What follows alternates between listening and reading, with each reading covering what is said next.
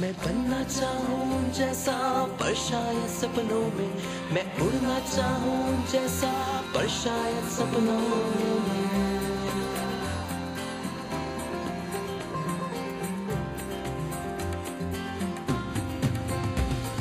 सपनों की है उड़ान, कांटे बन गए फूल समान, रोक न पाए वो मुझको मुट्ठी में मेरी है आसमान। Born to be remembered, born to be remembered। Friends, born to be remembered में एक बार फिर से आपका स्वागत है। बॉर्न टू बी रिमेम्बर्ड एक ऐसा प्रोग्राम है जिसमें हम सिर्फ दुनिया के उन मशहूर पर्सनैलिटीज को उनके जन्मदिन पर याद ही नहीं करते, उनसे प्रेरणा भी लेते हैं। और हिंदी के मशहूर गीतकार गोपाल सिंह नेपाली ने ऐसे ही लोगों के बारे में कहा था, मैं उठी लहर की भरी जवानी हूँ, मैं मिट जाने की अमर कहानी हूँ।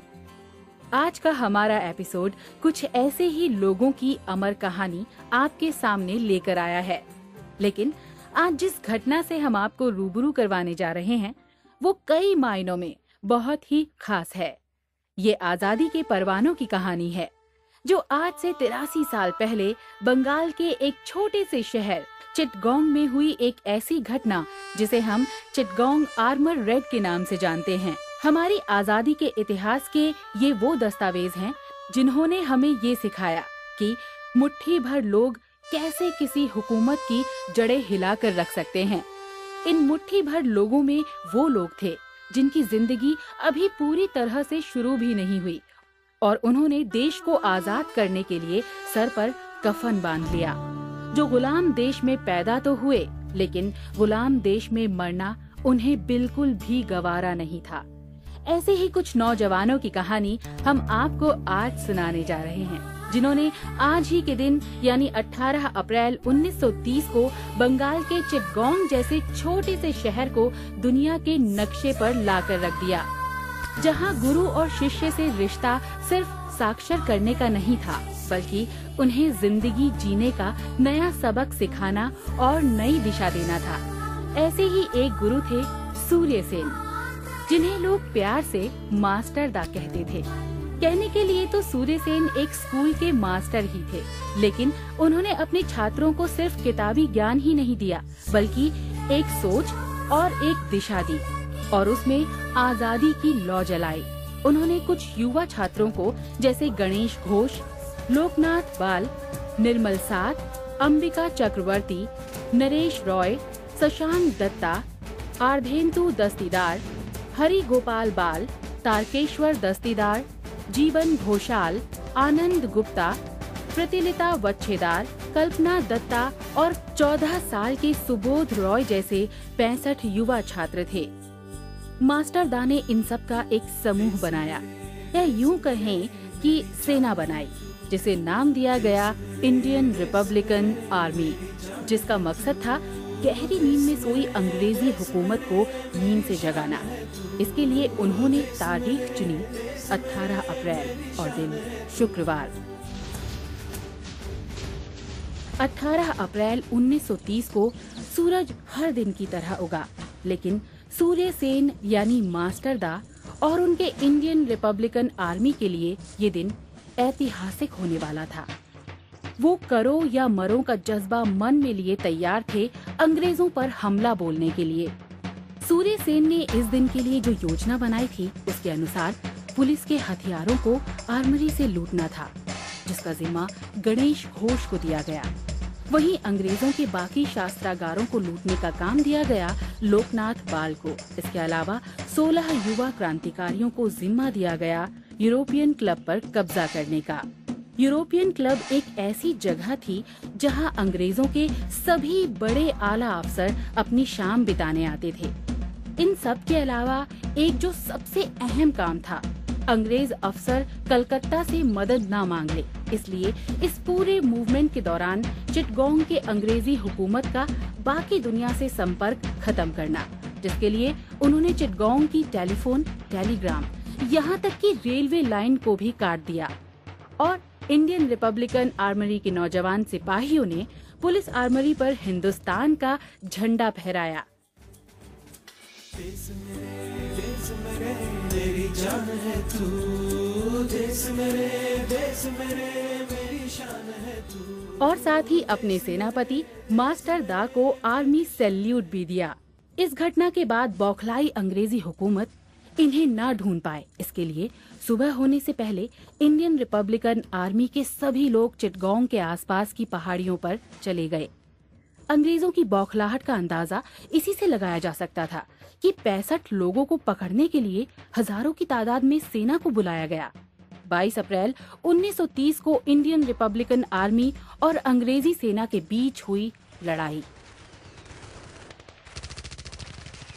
12 क्रांतिकारी शहीद हो गए। इसके बाद कुछ क्रांतिकारियों को अरेस्ट कर लिया गया, लेकिन सूर्यसेन अंग्रेजों के चंगुल से बचते हुए पास ही के एक गांव में चले गए। लेकिन 3 साल बाद 16 फरवरी 1933 को एक गद्दार नेत्रसेन की मुखबरी पर सूर्यसेन को अंग्रेज पुलिस ने पकड़ लिया। हालांकि जल्द ही क्रांतिकारियों ने नेत्रसेन को मौत के घाट उतारकर उसको उसकी गद्दारी की सजा दी। कहा जाता है कि सूर्यसेन को प्रताड़ित करने के लिए अंग्रेजी हुकूमत ने बर्बरता की सारी हदें पार कर दी। सूर्यसेन के सारे दांत और सारी हड्डियों को हथौड़े से तोड़ा गया। इतना ही नहीं, उनके सारे नाखून भी उखाड़ दिए गए और अधमरी हालात में उन्हें कोर्ट में ट्रायल के लिए ले जाया जाता था।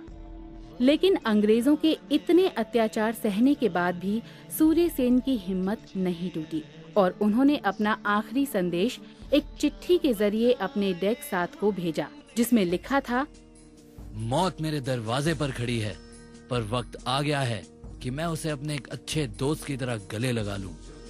मैं अपने पीछे तुम्हारे लिए एक सुनहरा सपना छोड़े जा रहा हूं, सपना एक आजाद भारत का। दोस्तों, तुम आगे बढ़ो, अपने कदम पीछे मत हटाना, मुझे आजादी की किरण दिख रही है।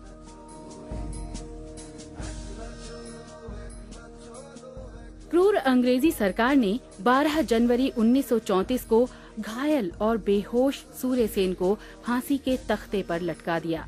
इतना ही नहीं, उनके मृत शरीर को लोहे के पिंजरे में डालकर बंगाल की खाड़ी में फेंक दिया गया। अंग्रेजी क्रूर सरकार ये भूल गई थी कि वो सूर्यसेन के शरीर को तो मार सकती है, लेकिन उनके विचारों और उनकी आजादी के जज्बे को नहीं, जो वो अपने पीछे छोड़ गए थे। दोस्तों, एक ऐसी ही घटना जिसने देश के युवाओं की सोच बदल दी, कई बार हमारी जिंदगी को एक झटके में बदल डालती है। हमारा जीने का मकसद ही कुछ से कुछ और हो जाता है।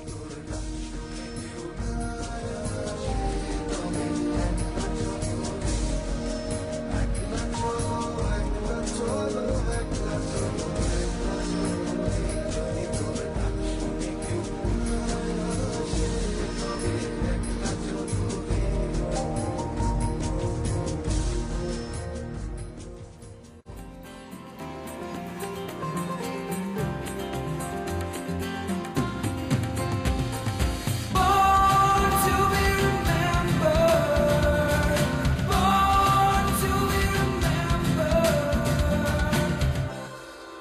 बॉर्न टू बी रिमेम्बर्ड में सबसे पहले हम जिस महान इंसान का जन्मदिन मनाने जा रहे हैं, उनके जीवन में हुई एक घटना ने उनकी पूरी जिंदगी का मानो रुख ही बदल दिया हो। हम बात कर रहे हैं नोबेल प्राइज विजेता जॉर्ज हार्बर्ट हिचिंग्स की, जिन्होंने कैंसर जैसी लाइलाज समझी जाने वाली बीमारी के लिए एक इलाज ढूंढा, जिसे हम कीमोथेरेपी के नाम से जानते हैं।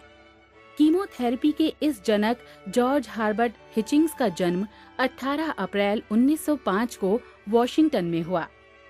डॉक्टर जॉर्ज जब सिर्फ 12 साल के ही थे, तभी एक लंबी लाइलाज बीमारी के कारण उनके पिता का साया उनके सर से उठ गया।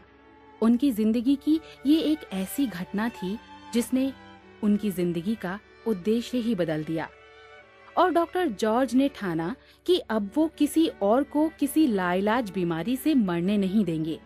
वॉशिंगटन यूनिवर्सिटी से अपनी पढ़ाई पूरी करने के बाद डॉक्टर जॉर्ज ने हार्वर्ड यूनिवर्सिटी से 1933 में केमिस्ट्री में पीएचडी की।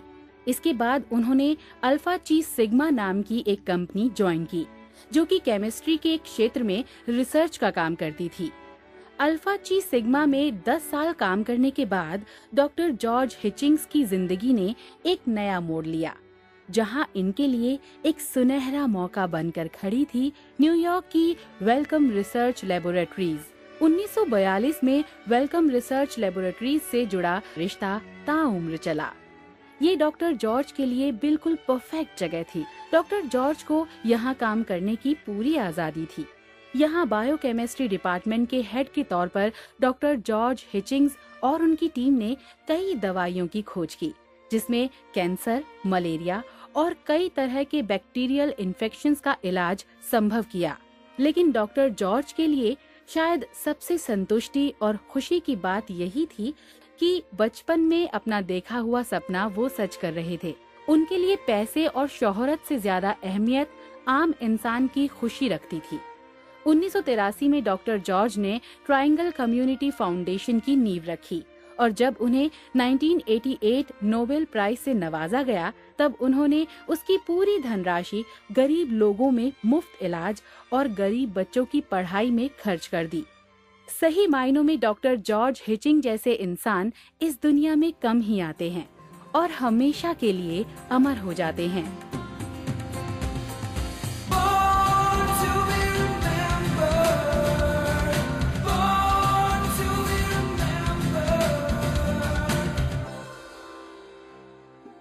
अब हम जिसकी बात करने जा रहे हैं, उन्होंने तो अपनी पूरी जिंदगी ही समाज के उत्थान के लिए समर्पित कर दी।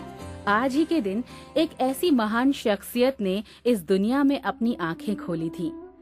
डॉक्टर धोंडो केशव कर्वे यानी महर्षि कर्वे 18 अप्रैल 1858 को महाराष्ट्र में रत्नागिरी के मुरूड नाम के एक छोटे से कस्बे में पैदा हुए धोंडो केशव कर्वे का एक आम इंसान से महर्षि बनने तक का सफर बिल्कुल भी आसान नहीं था। एक साधारण से परिवार में जन्मे इस असाधारण से शख्स ने समाज में अपनी पैठ बना चुकी कई बुराइयों को जड़ से उखाड़ कर फेंक देना ही अपनी जिंदगी का लक्ष्य बना लिया था। और इस लक्ष्य को पाने के लिए उन्होंने शिक्षा और अपने दृढ़ निश्चय को अपना हथियार बनाया। अपनी स्कूली शिक्षा खत्म करने के बाद महर्षि कर्वे अपनी आगे की पढ़ाई के लिए मुंबई चले गए, जहां इन्होंने मैथ्स में ग्रेजुएशन की डिग्री पाई। उनकी स्टूडेंट लाइफ में ही 15 साल की उम्र में उनकी शादी कर दी गई और मुंबई में पढ़ाई के दौरान ही इनकी बीवी की मौत हो गई। वो कहा जाता है ना कि समाज में बदलाव लाना है तो अपने आप से शुरुआत करो। महर्षि कर्वे ने भी कुछ ऐसा ही किया। उन्होंने अपनी बीवी की मौत के बाद गोदूबाई नाम की एक विधवा से शादी की, जिसके लिए उनको समाज से निकाल भी दिया गया। लेकिन उन्होंने हार नहीं मानी, बल्कि ये तो उनके लिए एक शुरुआत थी। समाज में विधवाओं पर हो रहे अत्याचारों को खत्म करने की मुहिम थी, जो उन्होंने बखूबी निभाई। लेकिन उस वक्त समाज में विधवाओं की हालत इतनी खराब थी कि उसके लिए आम इंसानों की जिंदगी जीना एक सपने जैसा था। इसके लिए उन्होंने शिक्षा को हथियार बनाया, क्योंकि वो जानते थे कि शिक्षा की ताकत के बिना कोई कुछ भी नहीं कर सकता।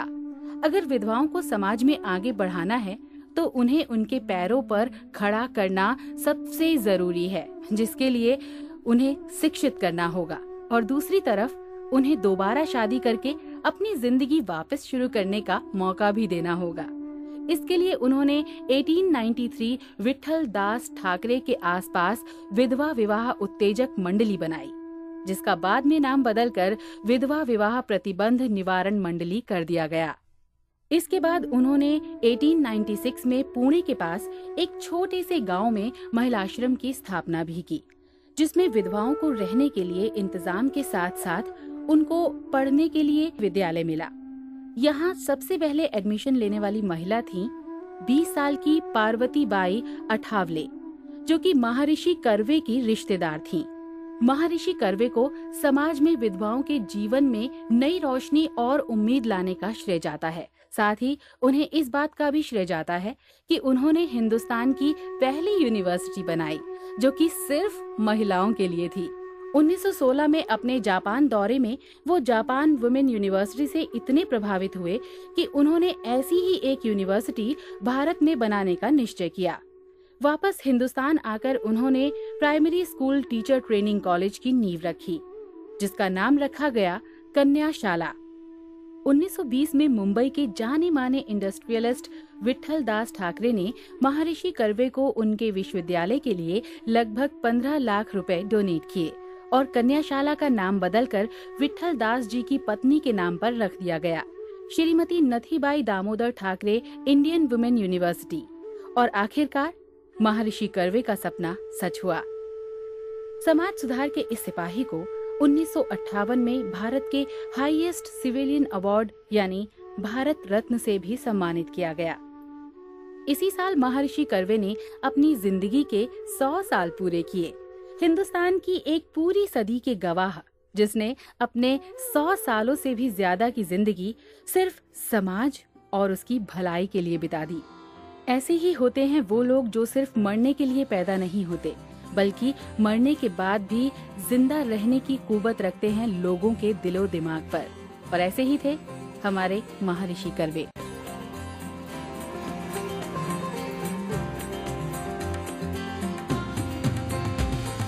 Born to be remembered, born to be remembered.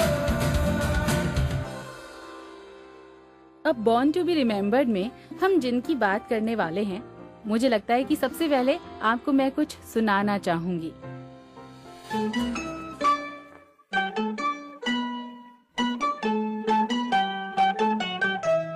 दादी अम्मा मान जाओ, दादी अम्मा मान जाओ, छोड़ो जी ये गुस्सा जरा हंस के दिखाओ। दादी अम्मा मान जाओ, दादी अम्मा मान जाओ, छोड़ो जी ये गुस्सा जरा हंस के दिखाओ। दादी अम्मा मान जाओ।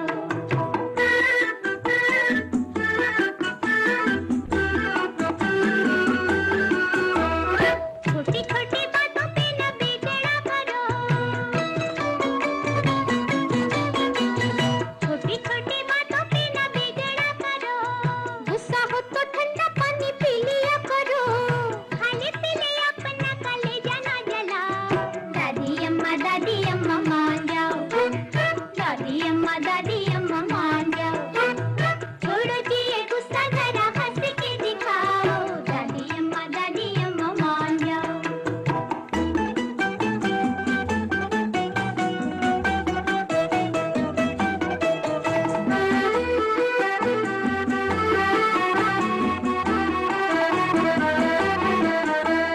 दादी तुम्हें हम तो मना के रहेंगे,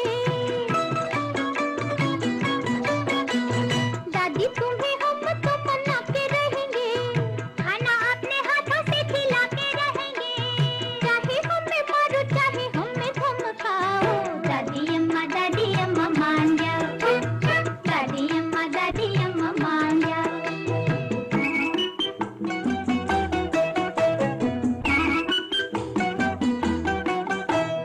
कहो तो तुम्हारे हम चंपी कर दें, कहो तो तुम्हारे हम चंपी कर दें, पियो तो तुम्हारे लिए हुक्का भर दें। ऐसी ही थी अंबा लक्ष्मण राव शगुन यानी ललिता पवार। 18 अप्रैल 1916 को नासिक में एक सिल्क व्यापारी के घर में ललिता पवार का जन्म हुआ। फिल्मों की दुनिया ने नन्ही सी ललिता को इतना लुभाया कि सिर्फ 9 साल की छोटी सी उम्र में ही वो फिल्मों का हिस्सा बन गईं और उन्हें पहला मौका मिला हिंदी सिनेमा के जनक कहे जाने वाले दादा साहब फाल्के के साथ उनकी फिल्म राजा हरीशचंद्र में, जिसमें ललिता ने बतौर चाइल्ड आर्टिस्ट काम किया। इसके बाद साइलेंट एरा की कई फिल्मों में काम किया और आपको सुनकर शायद हैरानी होगी कि उन सभी फिल्मों में ललिता लीड हीरोइन थी। जिंदा दिल ललिता का सपना था हिंदी फिल्मों की सबसे सफल हीरोइन बनने का, लेकिन ये सपना तब टूट गया जब एक फिल्म की शूटिंग के दौरान एक सीन में भगवान दादा को ललिता पवार को एक जोर का थप्पड़ मारना था। भगवान दादा ने थप्पड़ इतनी जोर से मारा कि ललिता की एक आंख ही खराब हो गई। लेकिन इस जिंदा दिल एक्ट्रेस ने हिम्मत नहीं हारी और उनका पर्दे का प्यार उन्हें फिर से पर्दे पर वापस ले आया, और इस बार कैरेक्टर आर्टिस्ट के तौर पर। इन रोल्स में कभी वो अनाड़ी फिल्म की प्यारी सी मिसेस डिसूजा बनी, तो कभी प्रोफेसर फिल्म की कड़क दादी सीता देवी वर्मा बनी, तो कभी 100 दिन सास में एक खड़ूस सास। हर रोल में ललिता पवार ने अपनी एक अलग छाप छोड़ी।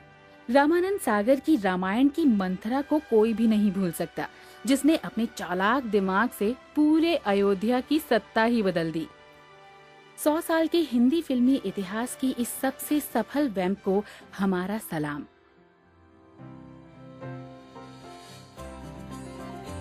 तो लिसनर्स, अब हमारे भी चलने का वक्त आ गया है। Bye bye. मैं बनना चाहूँ जैसा पर शायद सपनों में, मैं उड़ना चाहूँ जैसा पर शायद सपनों में।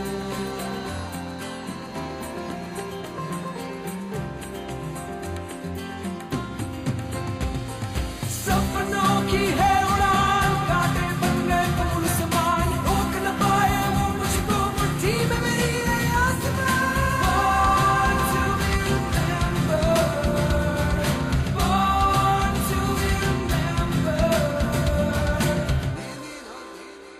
इस कार्यक्रम के कार्यकारी निर्माता जैनेंद्र सिंह,